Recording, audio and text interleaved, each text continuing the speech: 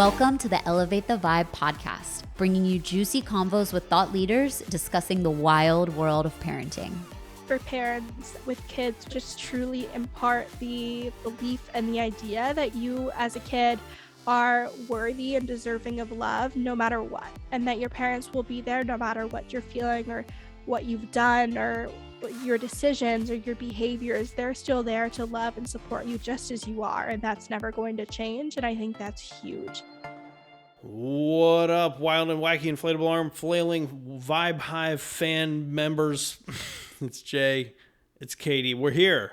It's Wednesday. Get used to it. It's time for the Elevate the Vibe podcast. Shug. Welcome back, Vibe Hive. Hopefully you survived a fun-filled weekend with your family. Hopefully you didn't take pictures of your plate of food and post it to social media. I'm just kidding. If that's your thing, that's cool. But I hope that you had a delicious slice of pie and you ate everything that you wanted. And if you don't celebrate Thanksgiving, if you are in Mexico drinking beers and eating ceviche, I hope that every piece of salt on the rim of your margarita was delicious. And I hope that maybe you use some of the tips and tactics we gave you on our last solo episode of the ETV podcast. Yes. Help you get through the fun family situation that you found yourself in this past weekend. And if you didn't listen to that episode, the beauty of it is that you can go back and listen to it and use that same info not only for future holidays, but anytime you find yourself in a situation where you might be scrambling for an exit strategy to save yourself. Holiday, any day, all types of ways. This week, I'm very excited for our guest. And this isn't a great transition from what we were just talking about, but I'm just going to get into it. So this week, we touch on some pretty heavy topics. Heavy topics that are very important to the world that we live in, to our health, family members' health, world health, basically, and that is mental health. We have Sadie Sutton joining us this week. She is the host of the She Persisted podcast, which is a teen mental health podcast. Sadie dives into her story and talks about the struggles that she faced. And we're looking at this through the lens of, okay, we're parents and how do we help our children? But not that long ago, even though it may seem long ago to someone who's young because we look old, but not that long ago, we were young people in this world trying to figure out, life. I mean, we're still trying to figure it out. Like 60 years ago or something? For me, it was like 325 years ago. But trying to figure out life. And in this interview, there is a moment that Sadie mentions that I think is really important and something I wanted to reiterate for the audience. When Sadie talks about her struggles, and I asked, when was the moment that you realized that you needed help or something was going on? And she said that she didn't realize it. It was actually a medical provider that shared with her, like, hey, you have this issue that we need to get you help for. And as parents or as adults or just as people moving through the world that may see other people who are struggling, sometimes other people that are struggling don't know that they are struggling.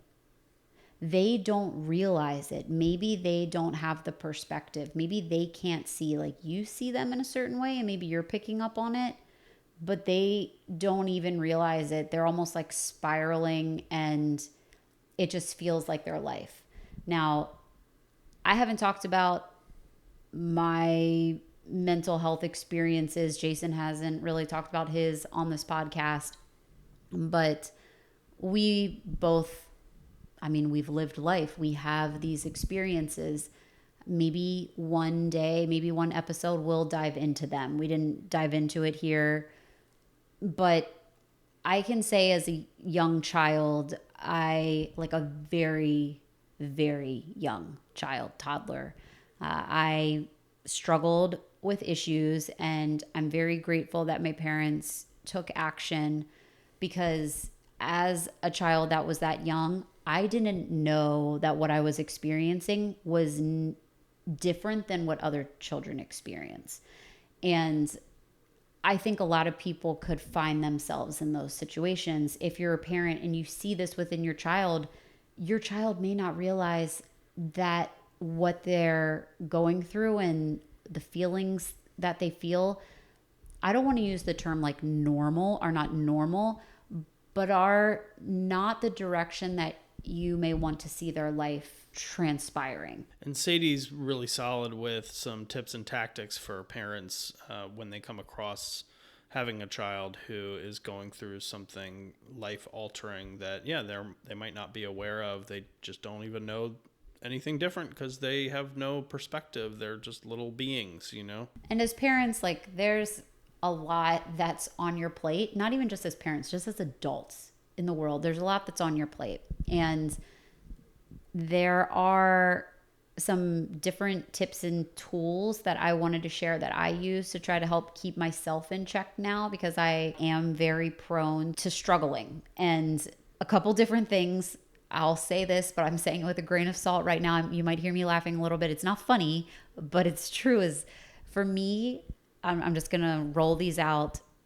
Something that's very important to me is sleep, and getting like 9.5 hours of sleep a night. Now, I laugh because I think on average, we're waking up between 3 to 5 times a night right now. So like getting 9.5 hours feels almost impossible. But sleep is like, if I have to choose between sleeping and working out, if you're in a situation where you have to make a choice for some reason, I would choose sleep every time. It's just, there's so much that we don't understand about what happens while we're sleeping, but all of us know what a night of bad sleep does and how we feel the next day. It's like if you have a bad workout, you have a bad workout. But like if you have a bad night of sleep, that affects you for many days. Like a lot of times you don't recover. I mean, I haven't had a good night's sleep in like 4 years, so I don't know. Right. And we started this podcast, so look at our mental capabilities, okay? Right. They're lacking. So sleep, number 1. Number 2 for me is definitely movement every day, and trying to have a little bit of movement outside in sunshine. Granted, we live in SoCal, so it's very sunny, but trying to get outside in the sun, and even if it's a walk, even if it's 10 minutes around the block, really important. You don't have to have, a crazy HIIT workout every day, but getting that time to move your body.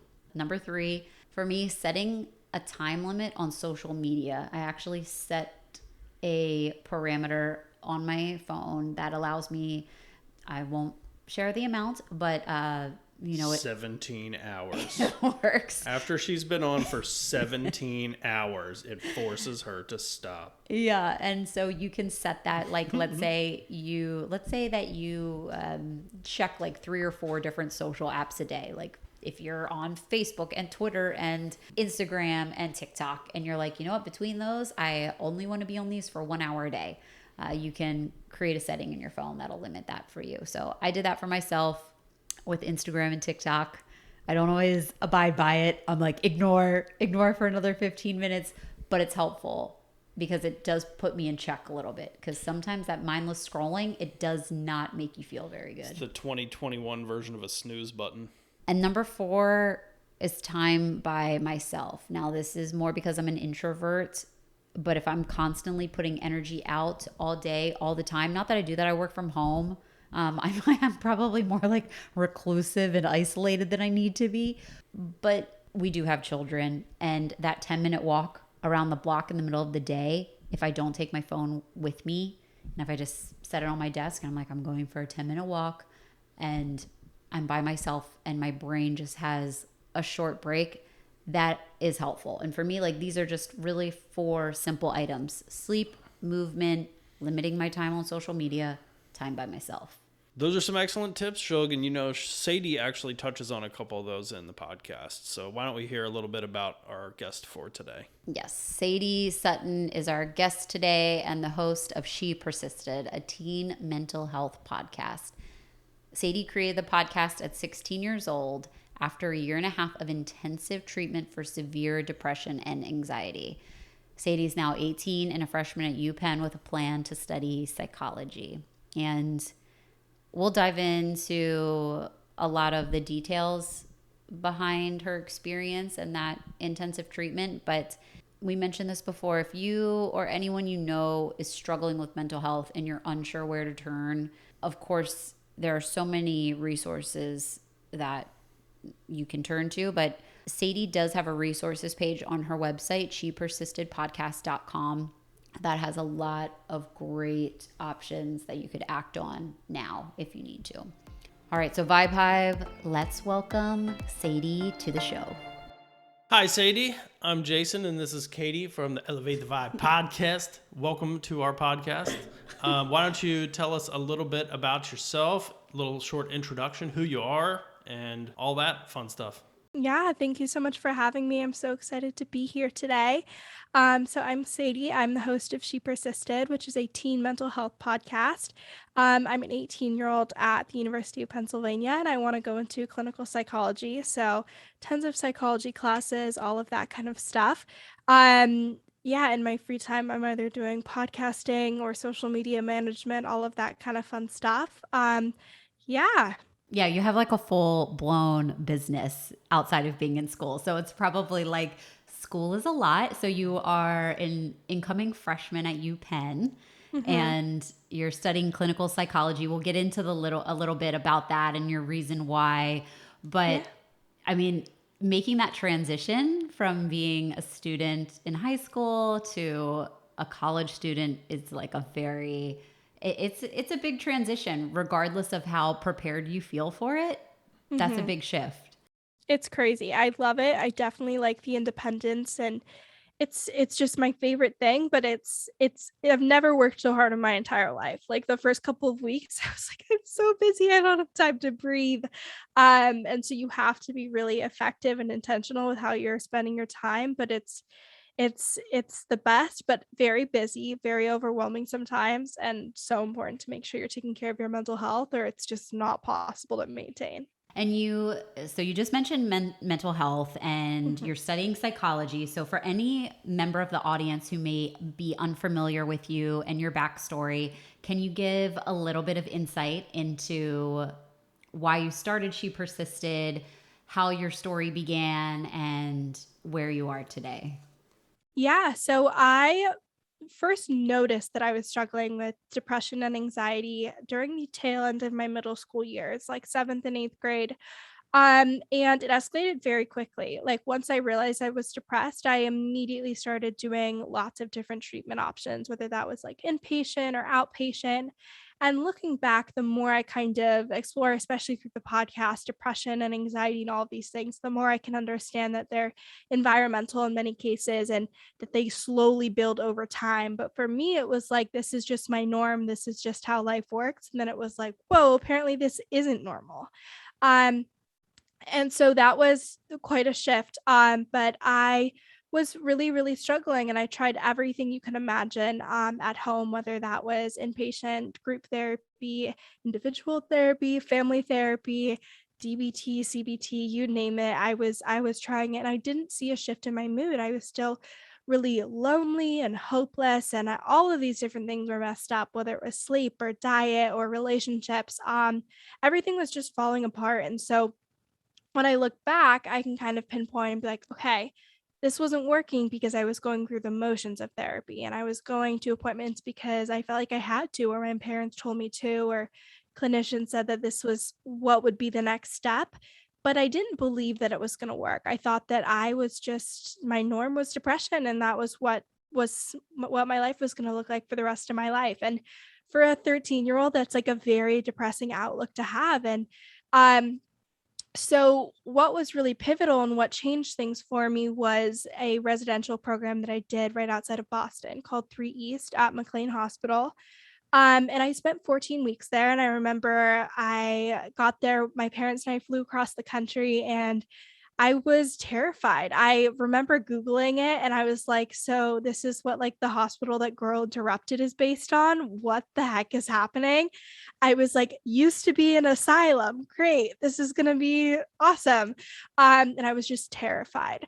I was 14 at that point. My parents and I flew across the country with all of my bags. Of course, I overpacked, and we got there and we sat in this room with 12 or 14 clinicians, and they asked me all these questions. And one of the first questions they asked, they were like, do you want your parents to be here? And I was like, absolutely not. Kick them out immediately. They just flown like 6 hours across the country, dropped everything to get me treatment for my mental health. And I was like, no, I don't want them in the room. This is their fault. And that is a great kind of depiction of what my relationship looked like with them a lot of the time. Because I was so young and all of my memories were of having low mood and feeling this way, I really put the blame on them, and I believed that it was their fault. And I was like, you raised me, like I haven't had a lot of choices in my life beyond like little things, so this must be your fault. And so there was a lot of tension there. And so one of the first questions that I was asked at residential was if I wanted to be there. And it was like, no brainer. No, of course I do not want to be here. I've been told that this is the next step and that I have to be here, but I don't want to be here. And I've done this before. I've done DBT, I've done therapy, and why is this going to be different? It's not going to work. And one of the doctors in the room, I remember he looked at me, and I actually had him on my podcast like 2 years after that whole journey, which was a really cool full circle moment. But he was like, I don't want to like, I don't remember exactly what he said, but he's basically like, I don't want to like invalidate your experience, but like, you're not unique here. Like our thing is helping teenagers that are struggling with depression and anxiety. Like, this is exactly what we do. We see people like you all the time. And we can help you, and I know that we will help you, but this isn't going to work unless you want to be here and you see the wisdom in treatment. And so I needed to logically understand that dialectical behavioral therapy was a clinically proven treatment for depression and anxiety, and then emotionally be invested in that experience. And so for the first time, I trusted others enough to help me get better, which I'd never done before. I didn't believe that anyone was capable of helping me, and I thought that I was just messed up the way that I was, and I was destined to be like that forever. And so that was the first time that I trusted others enough to help me on my journey. And the other thing was that I had enough self-compassion and love, which I could barely cultivate, because my self-esteem was so low at that point. But I just barely managed to be like, okay, I want something better for myself. And I don't know how I'm going to get there, but I could imagine that maybe I'd want a life where I wanted to live and I wanted to be on this planet, and that I looked forward to things and I had relationships that supported me. And I don't know what that looks like or what that feels like, but I want that for myself if it's possible.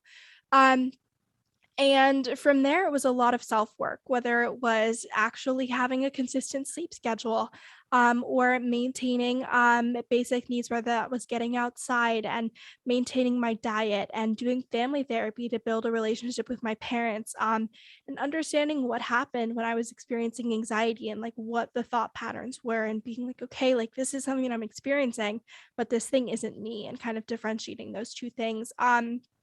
And unpacking all the core belief systems that were at play there. And I left 14 weeks later for the first time in years, not feeling suicidal and not feeling depressed. And it was a crazy shift, because again, that had been my norm for so long. And my eyes were kind of open to like, wow, like life doesn't have to look like this. And I believed it actually because I was experiencing it. And so after that, I did 14 months of treatment at a therapeutic boarding school to kind of maintain that big progress that was made.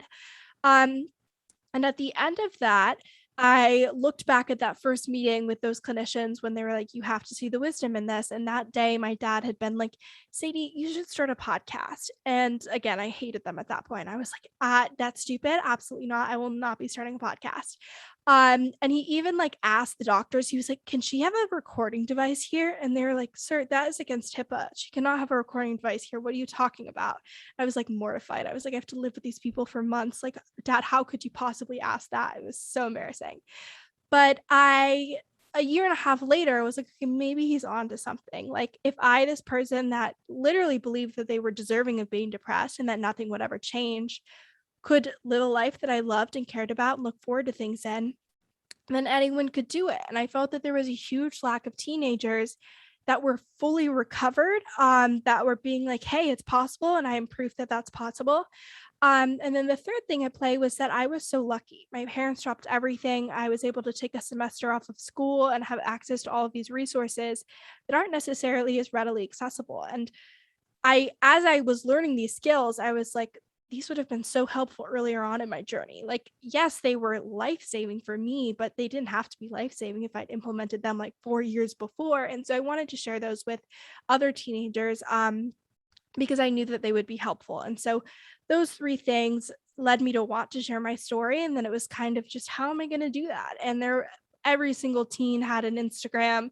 So many people were doing YouTube, and podcasting really was a niche that didn't have as many teen creators. And I was like, okay, I'll try it. And I was terrible at first. The interviews were god awful. The sound quality like would make your ears bleed. I always tell everyone not to listen to those because it's like so embarrassing, and it just will turn them off to podcasts as a whole, but mine also forever. But it was a great experience, and it helped me learn to tell my story in a way that resonates with people and that is more relatable. Because again, a lot of the things that I went through aren't typical for teenagers, to like go through intensive treatment and leave school for a semester and be hospitalized 4 times. But we always all experience these emotions of depression and loneliness and isolation and hopelessness. And so it was really a gift to be able to have that time with like 0 listeners, to be able to formulate that story and learn how to interview others. And here we are, like 2.5 years later, with 78 episodes, 77, something like that, and tons and tons of mental health conversations out there for people to listen to. But yeah, that's a little bit why I started She Persisted. And it's amazing that you have taken a topic that can be typically reserved for people that are doctors, or they can make it very dry. It's like it's very dry. It doesn't seem approachable. It seems scary, and you're breaking through a lot of that noise and clutter to be able to have a conversation with someone that is closer in age to you and more aligned with the life experiences that you have. Like as adults, like we have our experiences when we were younger and we were growing up. Granted, there's different dynamics now. Like when we were growing up, for us, social media was something that started to proliferate when we were in college. Like we didn't have access to that in middle school and high school. Mm-hmm. So that's a completely different dynamic that affects mental health tremendously now. But also like we understand the feelings. Like the feelings are still the same. And just because you get older, everybody says like older and wiser. Well, you don't always get wiser. Not the case for me at all, Sadie. Sorry. And then you have children. Like we have 2 young children. And that's the reason that we started this podcast, is because we wanted to speak with experts on how to help raise children in the world, so that when they start to gain their independence and they can go out and be human beings, that they're like hopefully decent people. You know what I mean? And we'll try to like take all that information and share it. And like from a parent's point of view, well, hold on, I'll back up a little bit. When you were younger and you were in this place where you were feeling the emotions that you felt, like you said, towards the end of middle school, did you have that conversation with your parents? Did you feel comfortable enough to have a conversation with them to say like, hey, listen, I'm struggling. I'm starting to recognize that I'm struggling. Or did they see signs and they said, hey, Sadie, we noticed this and we think that there are some opportunities that we want to explore with you? Yeah, it was definitely, they noticed, and I was kind of backed into a corner, and not necessarily in a bad way, because it was the support that I needed. But I remember the first time that I ever I'd been doing like counseling on an outpatient basis for like navigating like conflict that came up, like little things, but not like for my mental health, because something was really going on. But I remember the first time that I ever actually like saw a doctor for potentially depression or anxiety, I went to my pediatrician. He like asked all the questions, like, are you having lower mood? How is your sleep? Blah, blah, blah, blah, blah. And I like did the questions, and he was like, so you're severely depressed. And I was like, Great. Awesome. And he obviously, I was not that enthusiastic about it. I was like tearful and so isolated and apathetic to everything that I was experiencing. I was numb. I was a mess.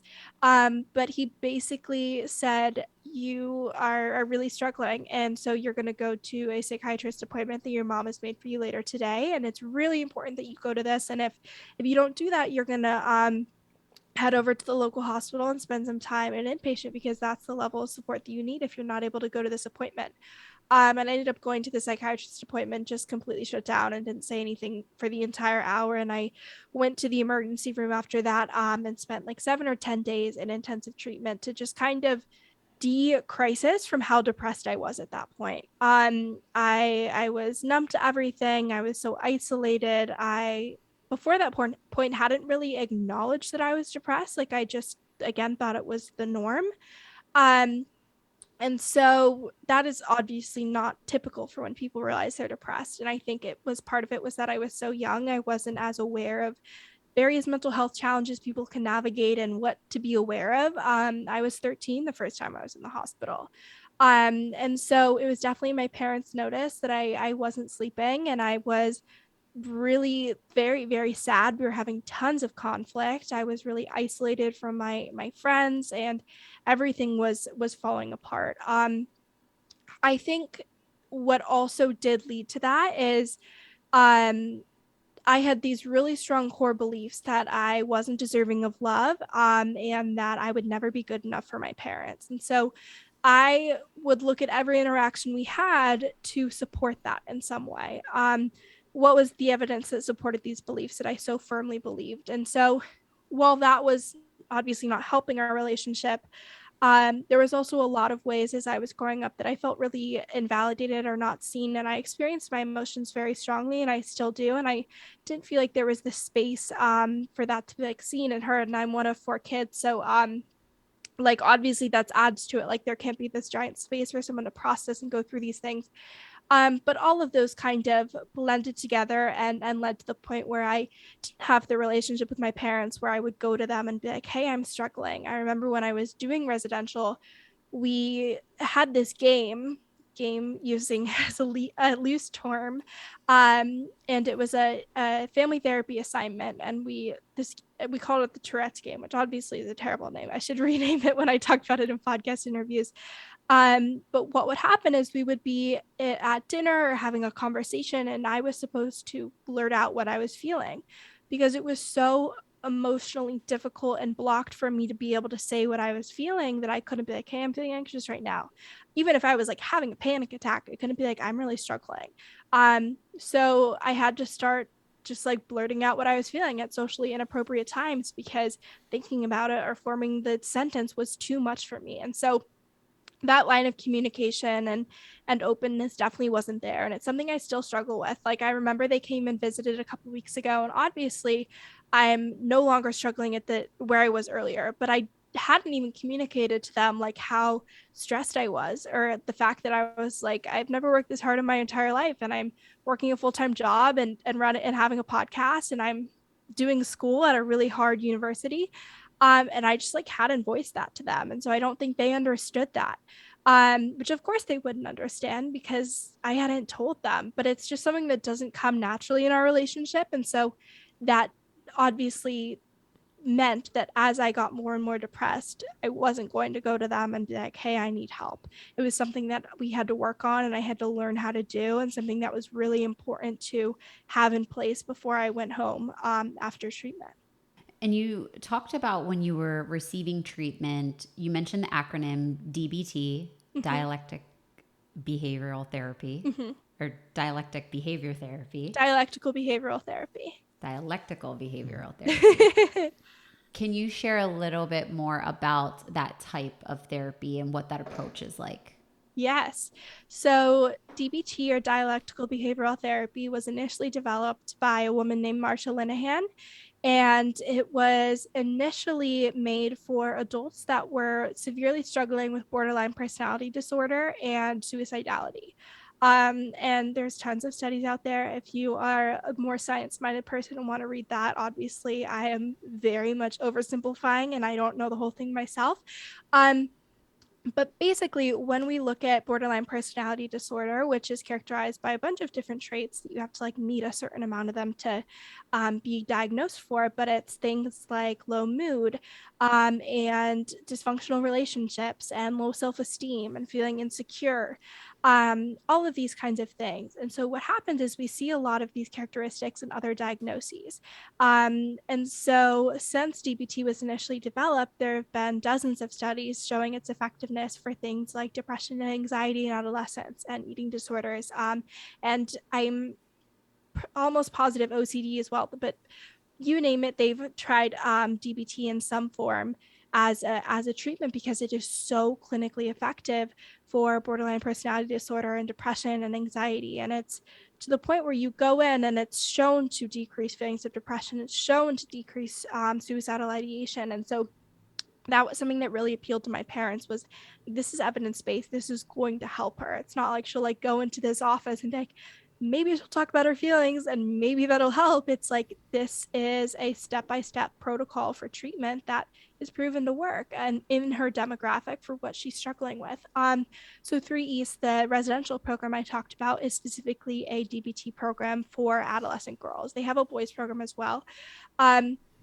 But it's for adolescent girls struggling with depression and anxiety. And they do have some older girls that either are on track to meet the criteria for borderline personality disorder or do, but you can't diagnose that early. So it's really a lot of depression and anxiety that they're working with. But what DBT is, I kind of loosely talked about it being a protocol, is a bunch of different components. The first, which is what I talk the most about on the podcast and post-treatment, is the skills. And so it's this giant book. It's like a really fat binder of skills education. And it's broken down into different modules, which are interpersonal effectiveness, emotion regulation, distress tolerance, and mindfulness. And especially now that I'm like years out from initially learning these skills, I realize how much these skills are used in people's lives when they're navigating the world effectively and skillfully and in a way that feels good to them. Most people are able to, I don't want to say most people, but it's pretty common to be able to stay on top of like your sleep and your diet and your exercise. And most people are able to validate someone when they come to them and are like, hey, I'm struggling. The response is like, I'm here for you. I get that. I'm sorry you're experiencing that. But when we're really, really struggling, we tend to develop tons of maladaptive coping mechanisms. And we kind of get further and further away from this skillful way of living that allows us to be effective and maintain that way of living. Maladaptive coping mechanisms have lots of consequences and aren't sustainable for a long period of time. So a lot of the skills in DBT are things people are already doing if they're being skillful and effective. But it teaches people that have moved further away from that and become maladaptive to like get back to those roots and relearn how to be effective in your relationships and tolerating your distress and regulating your emotions and in staying present and living in the moment, because you forget how to do all those things when you're so consumed by the suffering. So that's one part of DBT is these skills and the skills education. And the next part is individual therapy. So you're working with a therapist. If you're an adolescent, a lot of the time you're doing family therapy as well, but you're working through like mindsets, behaviors that might have popped up, conflict that arises, and more typical like talk therapy. If you're doing it on an outpatient basis, you're also doing phone coaching. So if you're having a moment of distress, you can call and get coaching as far as what skills to use, how can I navigate this? And the final thing is that your therapist is working on a board of other DBT clinicians. So you're constantly making sure in a collaborative sense that you are doing DBT as it's clinically shown to be effective to get the most out of it. And that's also based on the core belief in DBT that therapists need support too. And they need help and guidance and all that kind of stuff. So his skills are really amazing because no matter what stage of life you're in, they can be effective and relevant. And one of my favorites that I like to share is the tip scale. And I like it so much because you can't be like, that doesn't work. Like, I feel like it's a very common thing with talk therapy where people are like, that doesn't work for me. Like, it's not going to work. Like, that's just not how I process things. what TIP is an acronym that stands for temperature, intense exercise, pace breathing, and paired muscle relaxation. And it's in the distress tolerance module. So you use it in a crisis scenario, whether you're like super angry or you're super sad, maybe you're having a panic attack. And it lowers your physiological symptoms of distress. So say you're having a panic attack, like you're breathing very quickly, your heart rate is elevated, you might be shaking, all of these different things. And so what you do for the temperature part of it is optimally you would submerge your face in a bowl of cold ice water, which obviously isn't very practical. So you could also do like cold water underneath your eyes or on your wrists, or use an ice pack. But what it does is it stimulates your mammalian diving reflex, and we can't breathe underwater naturally. So when our bodies come into contact with cold water and our vagus nerve is stimulated, our bodies have this thing in place called your mammalian diving reflex to lower your heart rate and lower your breathing rate so you don't drown. And so the same thing works when you're having a panic attack and you put ice water underneath your eyes. Your vagus nerve is stimulated, your body lowers your heart rate, it lowers your breathing rate so that you don't drown, but it also decreases those physical symptoms of distress, which are so overwhelming because you are in fight or flight mode. Your body is trying to survive.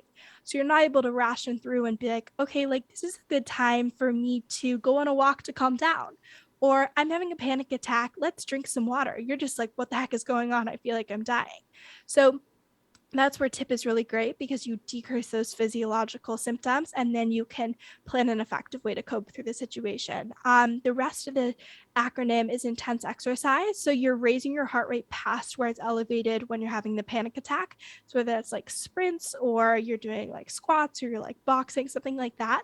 And your body can't maintain that level of physical output for a long period of time. So it does what it always does when you go and exercise, which is lower your heart rate back to its normal resting rate, because otherwise you would have a heart attack. And so when you're having a panic attack and you do exercise, your body lowers your heart rate past where it was at when you're having the panic attack.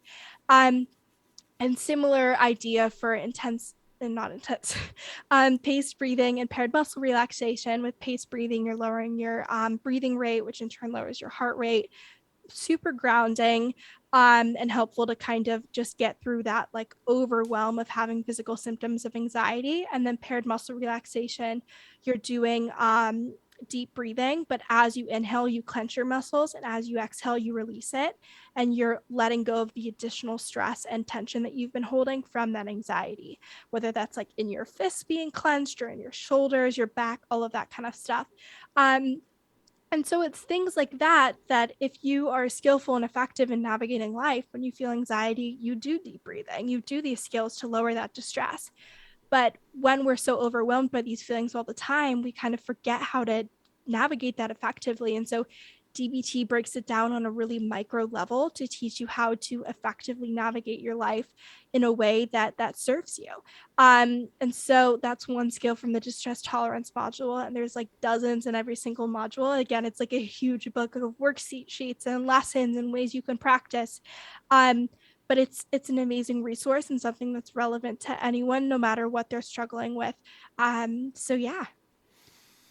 That's a lot to unpack there. Sorry. That's awesome. I mean, a it's lot of amazing. it. Are you sure you're there to be a student, or you're not there to be a professor? I am sure. That was amazing. I am struggling along with everyone else in all of my classes. I'm like, what's going on? But yeah. When you think about therapy or traditional modules for seeking help, therapy is a big piece of that. And you mentioned talk therapy, and that doesn't always work for everyone. Have you experienced, or could you share with the audience, different tips or ways that you can figure out how to find a therapist that works well with you? Like, and very quickly, because it's like, okay, therapy's expensive. And if you are someone who maybe you're just starting out on your own, you're a young adult and you have a salary, you've started a job, and it's not a crazy amount, so you have limited income, but you really want to do this. Or maybe you are a child that is under your parents' insurance still, or a young person under your parents' insurance, and it's like, how do I approach them about something like this when it's costly and I don't really know if it'll work, and I Mm-hmm. need to determine like how do I find a therapist that I connect with quickly, because you touched on a point where it's like the trust piece. Do you Yeah. trust this person? Because it takes a long time to build friendships. It takes a long time to build relationships with anyone. And it's like, how am I supposed to just go into a room with someone and automatically have trust with them? And what if we don't actually have a connection? And I spend 6 months with them and I'm like, this isn't working. And then you just feel like, well, therapy isn't working. It's like, well, maybe it's actually just the therapist you were working with wasn't the right fit for you. 100%. I think there's a lot of things that you can do on your end, which I think is great because we can't change other people. We can only change ourselves. Um, the first thing that I would definitely recommend, especially for adolescents, is being involved in the role of choosing your therapist. We automatically make certain judgments about people based on their personality, their appearance. So if you like, I'll give an example of one of my friends. She was meeting with this like super old therapist who just like didn't relate to her at all. Like she went into this therapy session and she was like, "How do I navigate anxiety?" And the therapist was like, "Oh, let me research that. I'll get back to you." Like it was like, "I'm sorry, where did you find this woman?"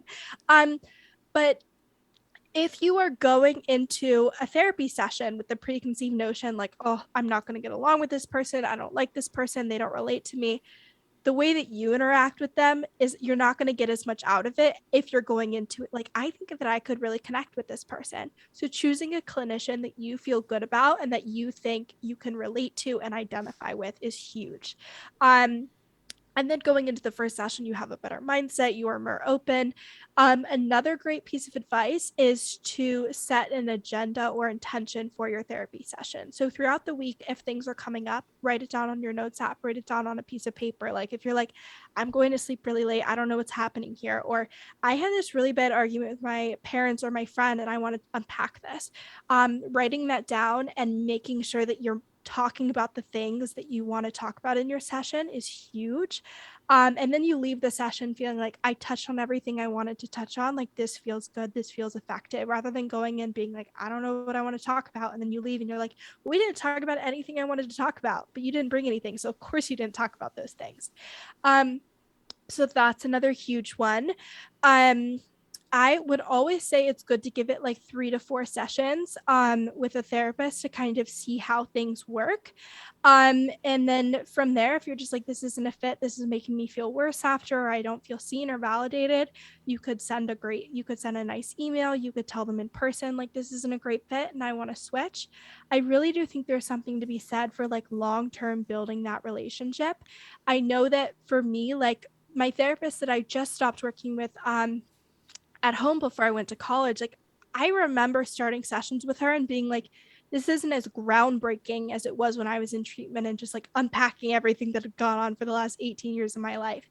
It wasn't bad, but I was like, like this isn't game changing. But as I stopped working with her, I was like so sad. I was like, she helped me in so many ways. She helped me be so grateful and be more present in my life and be more effective internally rather than like trying to lean on other people for that. And I like realized how much she helped me, how much we connected. And that was like 2 years of work that led to that like really strong relationship. Like if you'd asked me a month in, I would have been like, maybe like that wouldn't have been the same feedback that I would have given. But obviously, if you're not having a good vibe with the clinician, you can tell, and it's worth switching. Like we had a good vibe, we were getting along. It just I wasn't like, wow, I just realized that I believe I don't deserve love. Like that was what I was initially experiencing in treatment, and then I was like, oh, we talked this week about me having this stressful test coming up. So it was just like different. I think another really important thing to remember is that people, including therapists, are in our lives for a reason, a season, or a lifetime. And I think for therapists, especially, it's like a reason or a season. And so you can grow out of working with a certain therapist, or they're there for a reason to help you work through some part of your life. And maybe you're ready to move on for someone else that can help you navigate new challenges as you grow and mature. Um, and then the last piece of advice that I would give, I think, at least for my subjective experience, whenever I go into a therapist's office and there's that like thing in the back of my head that's like nagging me, where I'm like, I want to talk about this, like this is what I have to bring to the table. You are giving yourself the greatest gift if you're just 100% open and bring that to the therapist. You're going to get more out of the session. You're going to feel seen and heard, and address what you want to. So being 100% open, however you can, you'll just get more out of the relationship. But yeah, boiling that down, it's being involved in choosing your clinician, accepting when there's just not a vibe and a connection after like 3 to 4 sessions and moving on, but also giving the relationship time to grow if you do feel like there's potential there. Setting intentions for your session and kind of an agenda, and going over that at the beginning of the session so you're both on the same page about what you want to cover. Being 100% open with your therapist as much as you can. I think that was all of the tips, but yeah.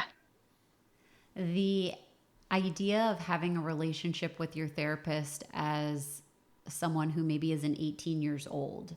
And there's that dynamic then of like, I want to be able to trust and share with you and share in confidentiality. And of course, there's HIPAA violations. Mm-hmm. But then also, there probably is a point where, as a therapist, they may need to engage the parents. Mm-hmm. And how does that relationship work and that dynamic work where someone who's trying to feel comfortable enough to share, but the majority of the time, not every single person that goes to therapy as a child is going because of something that happened with their parents, but a lot of times family dynamics just play a big piece in the reason that you're in therapy, because there's some reason that you are coming up against these issues, and as a young person you just can't go out and solve them like you would want, because you're living with your parents who have requirements of you and rules and regulations, and it's like, well, I would want to do something this way but I can't. So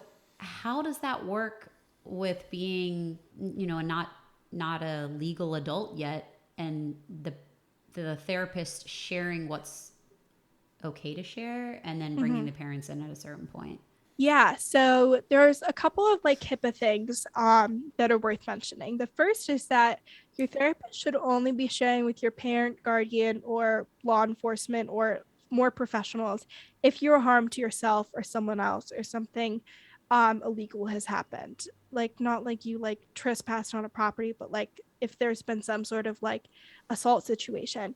A good therapist, subjectively, like obviously that's a loose term, I feel will engage you in that process and will ask if you're okay with them sharing and bringing in this third party, and giving you that autonomy to make that decision with them.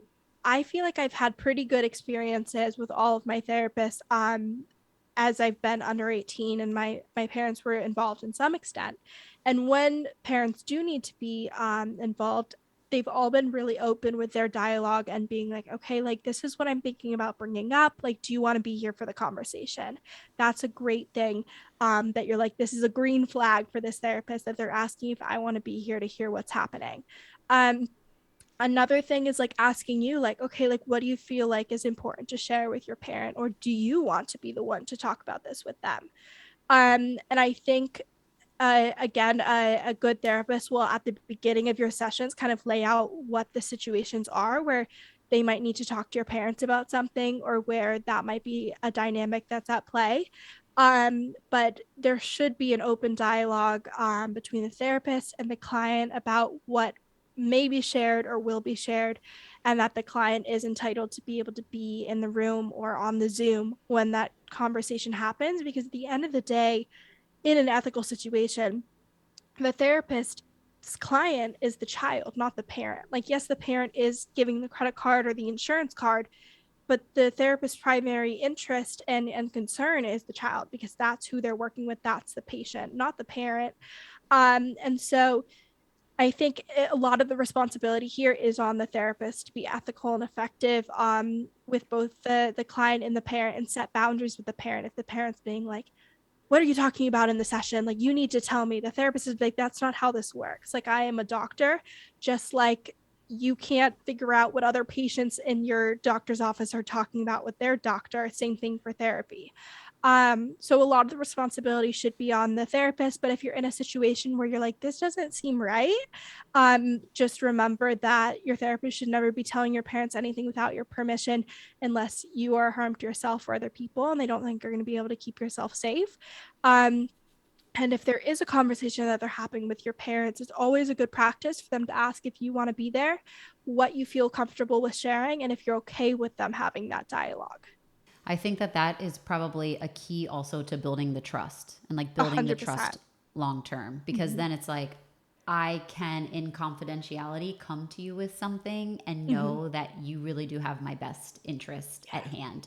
And I know that you're looking out for me. Like you're saying, it's like, are you looking out for me or are you looking out for the person Yeah. who's swiping their credit card at the Like end a of the good day? relationship, like of course, like it's different for everyone, but like I always have the feeling like they're on my team. Like Yeah. obviously my parents and I aren't on different teams, but I'm like, if it came down to it, like my therapist is sitting in my corner and she knows that I am right. Like obviously not, it's more nuanced than that, but I like have that trust in her that she believes in me and is there to support me and will like step in and be like, hey, like this isn't what's going on here, like this is the boundary I'm setting, and like yes, you're the one paying for the session, but my client is Sadie and she's my primary interest here.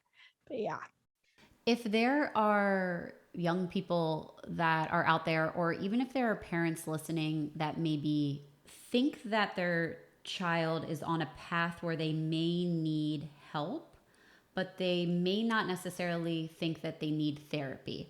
Like maybe they're just starting to develop habits. It's not something concrete that they see, and it would be hard for the parent to approach the child, but it's like, I'm starting to see signs as the parent because you just have time and you've been able to pull back and you've had your own life experiences and you're like, I know that some of these behaviors and habits can lead down a path of you eventually getting to a place where you're not going to feel great about yourself and your life and the situation that you're in. So if there's young people that maybe feel that way, or parents that are noticing it, is there like a set of tools or like a protocol that you could recommend that maybe even like, middle schoolers, or I mean, it could be even adults. It's not just young people. It's like, like getting X amount of hours of sleep, writing down what you're grateful for. It's just these preemptive tasks that you have in your back pocket that help to keep you mentally regulated so you don't find yourself sinking into darker places. Yeah. 100%. I'll first talk about like supporting like a kid per se that's struggling, and then I'll dive into like what my favorite like mental health maintenance tips are. For your kid, I think that the most important tool that you have and the most power you have is your relationship. Um, just like if you have a panic attack for the first time, you can't be expected to know how to like use your deep breathing and dunk your face into a bucket of ice. Like, how would you possibly know that? You've never experienced that. You need to teach yourself those skills preemptively so that when you do navigate that challenge, you know how to do that effectively. I think it's the same thing with the relationship. If you're not putting in the work before things get bad, or before either like the parent is having a rough day or the child's having a rough day, why would you expect it to like magically be like healthy communication and like two-way support? Like that's just like you're fooling yourself if you think that. So creating the dialogue, the communication styles, the support that you want in a worst case scenario. So being there for your child to like listen and be like, hey, do you want advice or do you just want me to be here for you? So they know when they come to you with like a tougher situation that you won't necessarily be like, here's my advice, you're doing this wrong, this is what you should do instead. They're like, I know my parent will just be here for me, and that feels great. So really just strengthening that relationship, letting them know that they're loved no matter what they're experiencing or going through, what choices they've made, they're still loved and deserving of that love and that healthy relationship. Validation is huge, creating space for their emotions, letting them know that their emotions are and beliefs and thoughts are valid and okay, even if you don't necessarily agree with the behavior. So really just having that open stream of communication and building that relationship that you want. to have in case something goes haywire. And I think that's all you can hope for, because then when something does go badly, you've given that foundation and you've done as much as you can for them to come to you and for you to be a good support system. And then when they do come to you, can be like, do you want support? Do you want advice? What can I do? How can I help? And you can be there as that resource and have that open communication, which I think is huge and is so powerful for a teen when they're struggling. As far as basic mental health maintenance tips, there's a couple. The first is in DBT, it's called the please scale. And this is one that if you're living effectively, you're already doing, and it's taking care of physical illness. So you're going to the doctor when you need to, you're taking prescribed medications if that's something that you're doing. You are staying on top of both your diet and exercise. So you're getting enough movement to like make you feel good, have those endorphins. You are eating in a way that doesn't add emotional vulnerability to you. And so you're not eating all like processed or like fast food, because obviously that won't help your mental health. You're getting enough sleep, which is so, so, so important. That's always my top mental health tip. When I actually started getting like 8 hours of sleep versus when I wasn't sleeping, it was like me being suicidally depressed versus me actually functioning. It's like that big of a difference. Um, and then the other part of the please acronym is avoiding mood altering substances. And what I like to bring up for this is small things like caffeine. Does caffeine make you more anxious and jittery? And if you can just be mindful with that as you're navigating situations, same goes for if you're drinking or if you're using drugs, like how does that impact your mental health? Like kind of checking in with yourself and using that same practice. Other mental health maintenance tips, I think relationships are huge. Having relationships that help you feel good, are supportive, and boost your mood is really, really, really important. And community is everything. Um, Please skills, relationships. I'm trying to think what else. There's another amazing skill in the emotion regulation module called accumulating positives. And it's that you plan moments of joy throughout your day, week, month, etc. And so it's different from just like organically being like, oh, I saw a flower on the street and it made me really happy. It's being like, I know that having coffee with my friend boosts my mood, so I'm planning that for next Tuesday. So when you have moments of low mood, which everyone has, you're not in that headspace of everything sucks, I have nothing going for me, because you've accumulated all of these moments of joy. And so you're kind of your norm of like what your emotional vulnerability is like is a little bit higher than it would be if you hadn't accumulated those moments of joy. And it's a lot easier to remember if you've planned the moments than if it just like organically happened. So that's another one of my favorites. And then I think it's really just all about being mindful of what is making you feel good and what's not making you feel good, whether that's a mindset or a relationship, or how you're treating your body, or if you're too stressed, if you're not doing enough, all of those kinds of things, and then adjusting as you see fit to give yourself the best chance of feeling good mentally. If there is a key takeaway you could leave for the audience, and the audience being parents that have young children, Mm-hmm. or maybe they're, just, or people, they may not have children, but just Mm-hmm. anybody, I mean, everyone needs like mental health skills. Mm-hmm. And like nobody is exempt from this. Yeah. What would be a key takeaway you would want to leave? I'll give two things. One is for parents with kids, which is just to truly impart the belief and the idea that you as a kid are worthy and deserving of love no matter what, and that your parents will be there no matter what you're feeling or what you've done or your decisions or your behaviors. They're still there to love and support you just as you are, and that's never going to change. And I think that's huge. And then the other thing would be to invest in that relationship. So it's at the point where if something does go wrong or someone is struggling, you've created that foundation to navigate it effectively. Instead of just being like, well, if something goes wrong, I hope they would come to me and I hope they would ask me for support.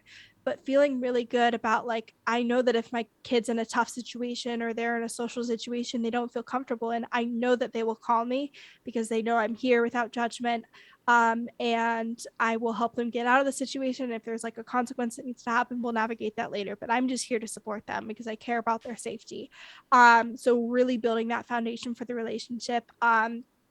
in like kind of like a preventative measure, so that if something does happen, you're good to go and you've taken the steps that you can to give your relationship the best chance it can at navigating the situation effectively. When it comes to resources, your site has like a ton A of lot great of them. resources on it. Yeah, I love it. So can you shout out your site, some of the resources that you would recommend from there, or if there's anything that maybe isn't on there as well that you would want to shout out also? Yeah, there are endless mental health resources out there. My website, if you want the ones that I love, is shepersistedpodcast.com.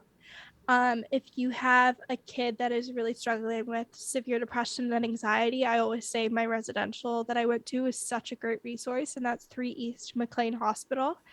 Um, there are so many amazing books and podcasts out there. One of my favorites for depression is called Lost Connections by Johan Hari, and it really talks about depression from an environmental perspective. And I think especially for parents, like it's huge. Like it talks about how supported you feel in your relationships, and do you have a sense of passion, and all of these things that like we kind of like build for our kids before they, I say our kids, like I have children, that we build for kids before they go out into the world independently. And I think it's just like very interesting to be aware of.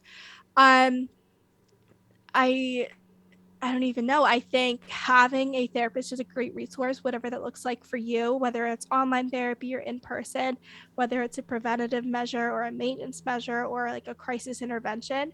Having a person that you can go to and navigate these really heavy things without it like impacting your relationship the next day is such a great resource. Like if you're going to a friend or a partner and being like, I'm really struggling, I'm super depressed, like obviously it's going to impact your relationship. But if you have a therapist and a professional that has all these professional insights and resources to process that through with, you can then show up in your other relationships in a more effective way.